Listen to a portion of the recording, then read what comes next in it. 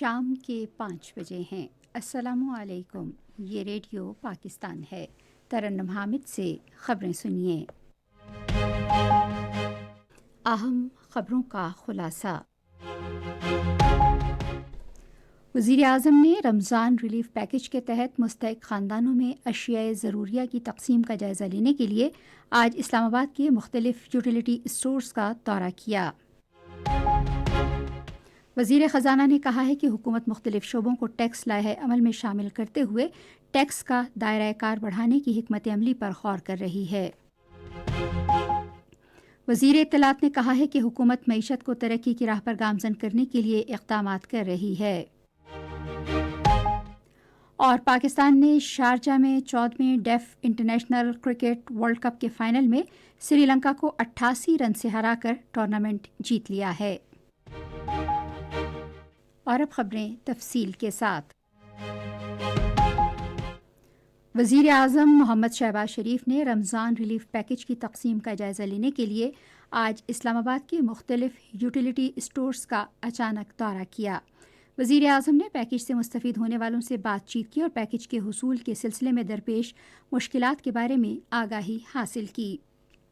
وزیر اعظم نے متعلقہ حکام کو یہ بات یقینی بنانے کی ہدایت کی کہ عوام کو پیکج کے حصول میں کسی قسم کی دشواری کا سامنا نہ کرنا پڑے۔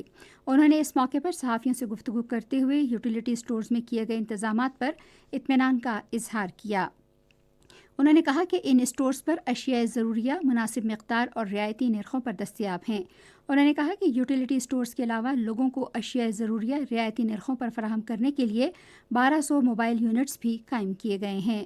وزیر اعظم نے کہا کہ اشیاء کی دستیابی اور معیار کی نگرانی کے لیے ٹیمیں بھی تشکیل دی گئی ہیں۔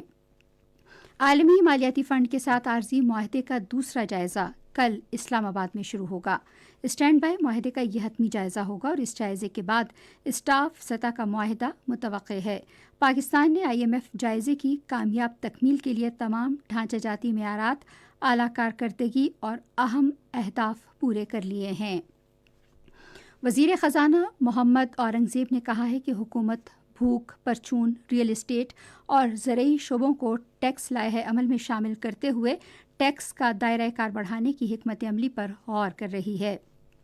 آج اسلام آباد میں فیڈرل بورڈ آف ریونیو کے ساتھ تعارفی اجلاس کی صدارت کرتے ہوئے انہوں نے ٹیکس محصولات میں شفافیت اور کارکردگی بہتر بنانے کے لیے FBR کو ڈیجیٹل بنیادوں پر استوار کرنے کی فوری ضرورت پر بھی زور دیا۔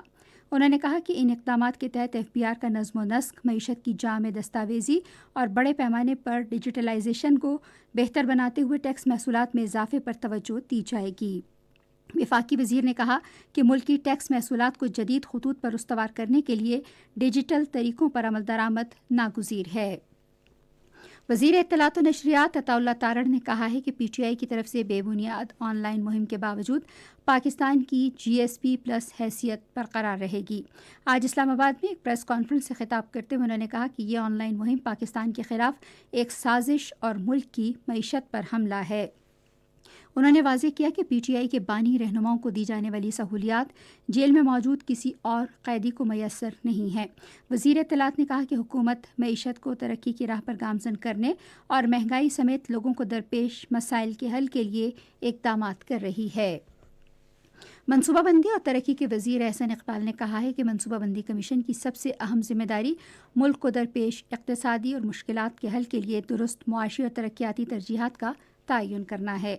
آج اسلام آباد میں ایک اجلاس کی صدارت کرتے ہوئے انہوں نے سیکریٹری پلاننگ کو وزارت منصوبہ بندی اور پلاننگ کمیشن کے افسران کی استعداد کار میں اضافے کے لیے حکمت عملی وضع کرنے کی بھی ہدایت کی۔ انہوں نے کہا کہ صوبوں اور دیگر وزارتوں کے ترقیاتی منصوبوں کے حوالے سے PC1 جائزے میں ماہرین کی شرکت کا دائرہ کار بڑھانے کے لیے ایک طریقہ کار بنانا چاہیے۔ سینٹ کی 6 خالی نشستوں پر ضمنی انتخابات کے لیے کل پولنگ ہوگی۔ الیکشن کمیشن کے مطابق ان نشستوں کے لیے پولنگ قومی اسمبلی اسلام آباد اور سندھ اور بلوچستان اسمبلیوں میں ہوگی۔ اور پاکستان کی سماعت سے محروم کرکٹ ٹیم نے شارجہ میں کھیلے جانے والا 14واں ڈیف انٹرنیشنل کرکٹ ورلڈ کپ جیت لیا ہے۔ پاکستان، بنگلہ دیش، بھارت، سری لنکا، جنوبی افریقہ اور آسٹریلیا سمیت 6 ٹیموں نے ٹورنامنٹ میں شرکت کی۔ ذکا احمد قریشی کی قیادت میں پاکستان کی سماعت سے محروم کرکٹ ٹیم نے فائنل میں سری لنکا کو 88 رن سے ہرا دیا۔ خبریں ختم ہوئی. مزید خبروں اور تجزیوں کے لیے آئیے ہماری ویب سائٹ پر radio.gov.pk اور فیس بک کے link radio Pakistan news official پر براہ راست ویڈیو اسٹریمنگ بھی ملاحظہ کیجیے.